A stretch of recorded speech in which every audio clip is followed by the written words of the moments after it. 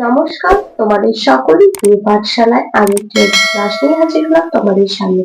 আজকে আমি তোমাদের সাথে আলোচনা করব ক্লাস 4 এর রায়মার্টিন কোয়েশ্চেন ব্যাংক 2026 বাংলার প্রথম এবং দ্বিতীয় স্কুলটির প্রশ্ন উত্তর।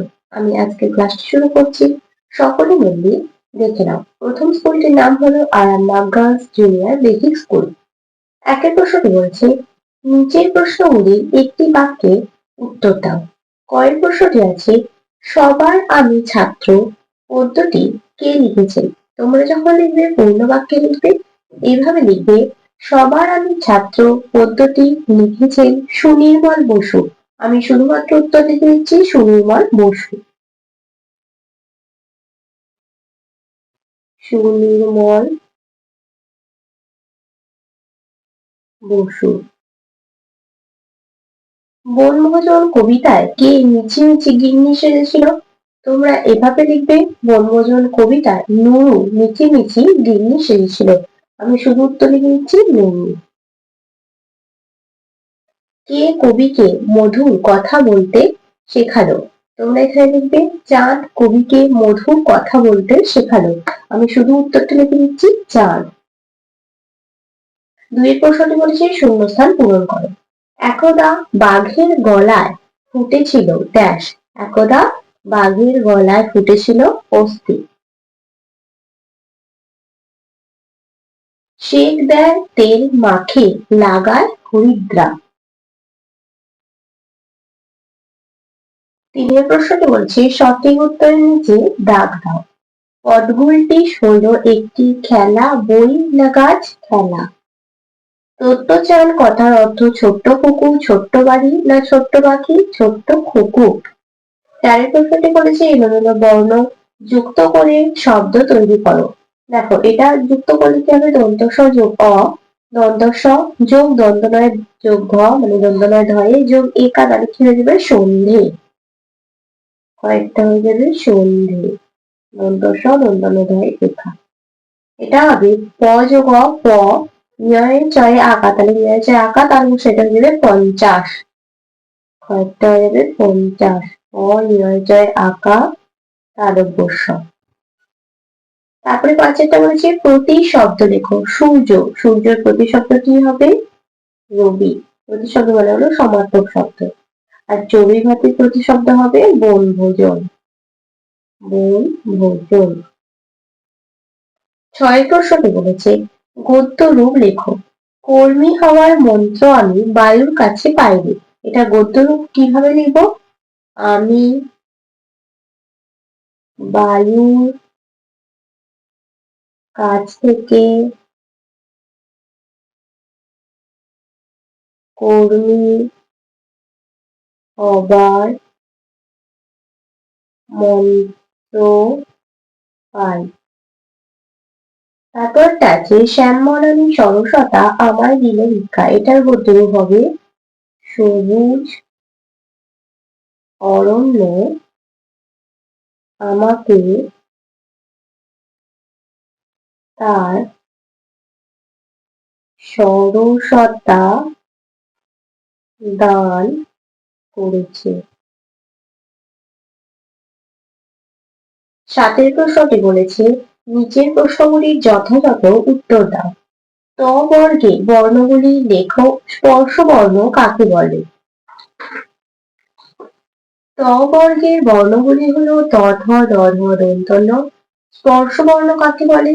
ক থেকে ম পর্যন্ত এই 25টি বর্ণ উচ্চারণ করার সময় জীব মুখ গহ্বরের কোনো না কোনো অংশে স্পর্শ করে, তাই এই বর্ণগুলিকে স্পর্শ বর্ণ বলে। তারপরেরটা বলছে ছেলেবেলার দিনগুলি। গদ্যটি কার লেখা? লেখিকার জ্যাঠামশাই কেমন ধরনের মানুষ ছিলেন? ছেলেবেলার দিনগুলি গদ্যটি পূর্ণলতা চক্রবর্তীর লেখা।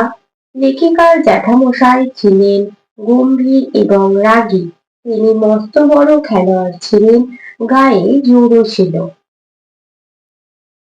এরপর 2 নম্বর স্কুলটিতে চলে যাচ্ছি, ভালোভাবে দেখে। 2 নম্বর স্কুলটির নাম হলো এগরা স্বর্ণময়ী প্রাথমিক বিদ্যালয়। একের প্রশ্নটি আছে সঠিক উত্তরের নিচে দাগ দাও। কয়ের প্রশ্নটি বলেছে উপেন্দ্র কিশোর রায়চৌধুরী ছোটদের জন্য যে পত্রিকাটি প্রকাশ করেন সেটি হল সন্দেশ ভারতী না কল্লোল? সন্দেশ। গোলাম মোস্তফার লেখা প্রথম উপন্যাসের নাম হলো চোখের বালি, রূপের নেশা, রূপের ছন্দ, রূপের নেশা। পরবর্তী পৃষ্ঠায় কি কি প্রশ্ন দেওয়া আছে দেখে নেওয়া যাক। তারপর গয়েরটা বলছে হযবরল হলো একটি ট্রেন, গাছ না বই? বই। তোমাকে দেখছি এবার লোহার, তামার না সোনার বালা গড়িয়ে দিতে হবে? লোহার। রাতের বেলা জানলা দিয়ে বক্তা কাকে দেখেন? মালি, পাহারাওলা না ফেরিওয়ালা? পাহারাওলা। ২ প্রশ্নটি বলছে শূন্যস্থান পূরণ করো। ৫০ বাঘে মোর এক এক গ্রাস। আমি শূন্যস্থান লিখে দেবো এক এক। পুরীর দেশে ড্যাশ দুয়ার দিহানা, বন্ধ দুয়ার দুইহানা। সেক দেয় তেল মাখে, লাগায় হরিদ্রা। হরিদ্রা। আমার সুপ্ত অশেষ চলতে পাওয়া। সঙ্গে প্রায় ড্যাশ লোক জিনিসপত্র। সঙ্গে প্রায় ৬০ জন লোক জিনিসপত্র। ৩ প্রশ্নটি বলেছি নিচের প্রশ্নগুলির উত্তর দাও। নদীর কাছ থেকে কি শিক্ষা পাওয়া যায়? তোমরা এইভাবে লিখবে, নদীর কাছ থেকে আপন বেগে চলার শিক্ষা পাওয়া যায়। আমি শুধু উত্তরটা লিখে দিচ্ছি, আপন বেগে চলার শিক্ষা। আপন বেগে চলার শিক্ষা পাওয়া যায়। বিচিত্র স্বাদ কবিতাটি কার লেখা? বিচিত্র স্বাদ কবিতাটি রবীন্দ্রনাথ ঠাকুরের লেখা। আমি শুধু উত্তরটা লিখে দিচ্ছি, রবীন্দ্রনাথ ঠাকুরের লেখা। বনভোজন পদ্যে কোন ঋতু উল্লেখ আছে?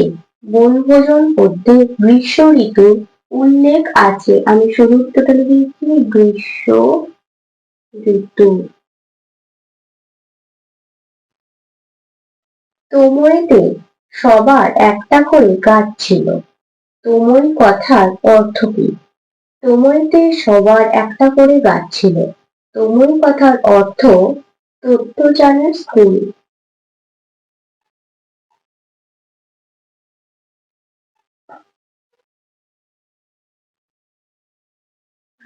কালিকলম পত্রিকার সম্পাদক কে ছিলেন?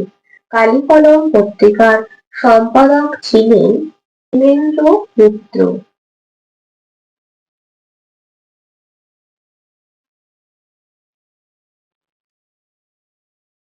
চারের প্রশ্নটি বলেছে বর্ণ বিশ্লেষণ করো। নিমন্ত্রণ আর পাহাড়। প্রথম নিমন্ত্রণটা লিখে দিচ্ছি, দন্তনায় হর্ষই আছে, দন্তনায় হসন্ত যোগ হর্ষই।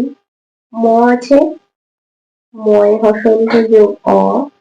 দন্তনয় তয় রফলা, দন্তনয় হসন্ত যোগ ত যোগ র যোগ অ যোগ মূর্ধন্য। তারপর আছে পাহাড়, পয়ে আঁকা, প যোগ আ যোগ হয়ে আঁকা, ক যোগ আ যোগ ঢয় শূন্য। তারপরে ৫-এরটা বলেছে বাম দিকের সঙ্গে ডান দিক মেলাও, একটি করে দেখানো হলো। দেখো সংবৃত হর্ষই আর হর্ষ। দীর্ঘস্বর কোনটা হবে? দীর্ঘস্বর হবে আ, দীর্ঘই আর দীর্ঘ। হস্রস্বর কোনগুলো হবে? অ, হর্ষই আর হর্ষ। আর প্রসারিত হবে হর্ষই এ আর এ। তাহলে আজকের ক্লাসটি আমি এখানেই শেষ করছি। খুব তাড়াতাড়ি আরো একটি নতুন ক্লাস নিয়ে হাজির হবো তোমাদের সামনে। যদি তোমাদের আজকের ক্লাসটি ভালো লেগে থাকে তাহলে অবশ্যই লাইক, কমেন্ট, সাবস্ক্রাইব এবং শেয়ার করতে ভুলবে না। সকলে সুস্থ থাকবেন, স্বাভাবিক থাকবে। সকলকে অসংখ্য ধন্যবাদ জানাই।